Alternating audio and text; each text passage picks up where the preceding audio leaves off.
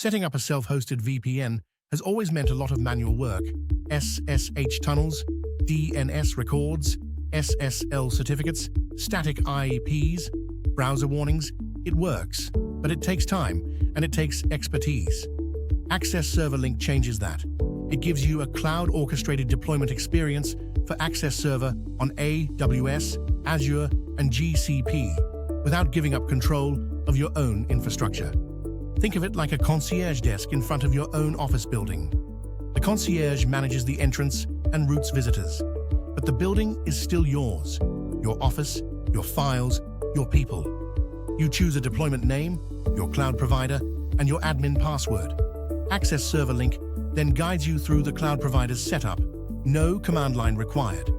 Your VPN server runs in your cloud account. OpenVPN just handles the front-end experience. Hostname, DNS, SSL, and browser-based access.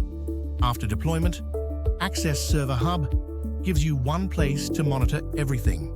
Your server URL, deployment details, connection usage, and subscription info. Access Server Link is not replacing self-hosting. It's making self-hosting easier. Deploy faster, skip the setup headaches, and get your VPN running in minutes, not hours.